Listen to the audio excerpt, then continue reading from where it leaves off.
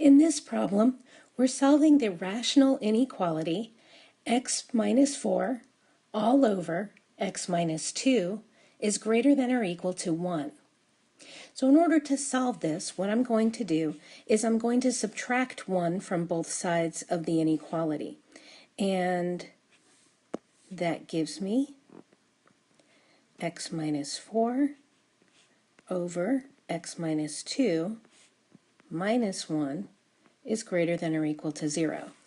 Now it's important that you do this because we're not allowed to multiply both sides by x minus 2 as we would if this were an equation, because we don't know if x minus 2 is positive or negative, so we don't know what that would do to the inequality sign. So now I'll go ahead and get the common denominator, which is x minus 2.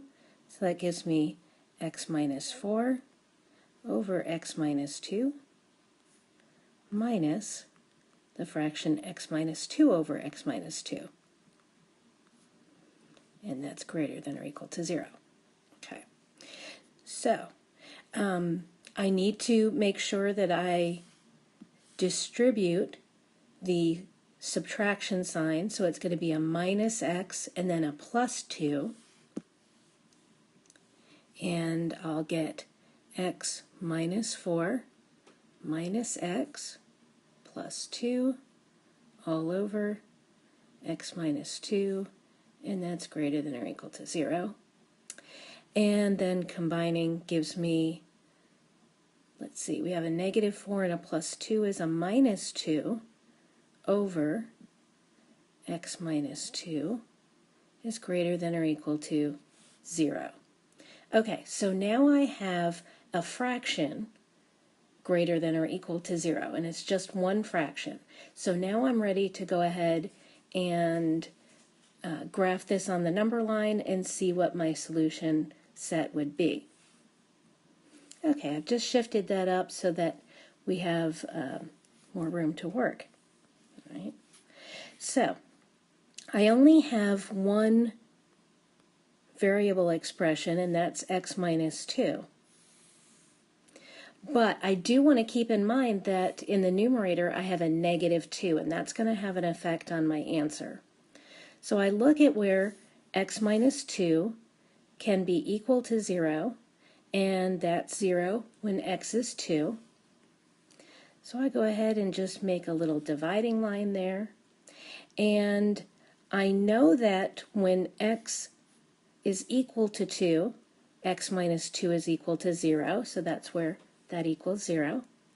And x minus 2 is an increasing linear function, which means that it'll be negative when x is less than 2, and it'll be positive when x is greater than 2. And you can use a test point. A lot of people use a test point and they plug in and they say, well, what if x were 1? Then you have 1 minus 2, which is a negative 1. So you can use a test point, but if you think about the line y equals x minus 2, that's an increasing function. It goes from negative to positive.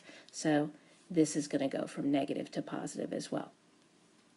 Now, don't forget this negative. Easy to do, but it's going to change our answer. So I could put just up at the top here, here's a negative 2, and this is negative here, it's negative right here, and it's negative here because it's always negative. So, let's make some space here. All right. So, a negative times a negative gives me a positive, and a negative times a positive gives me a negative.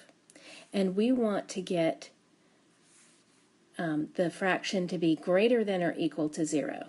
So that means we want where it's positive, and it's greater than or equal to 0. So potentially we want values that'll make the fraction 0, but this particular fraction is never 0 because we only have variable in the denominator, and if we let x equal 2, then we get 0 in the denominator.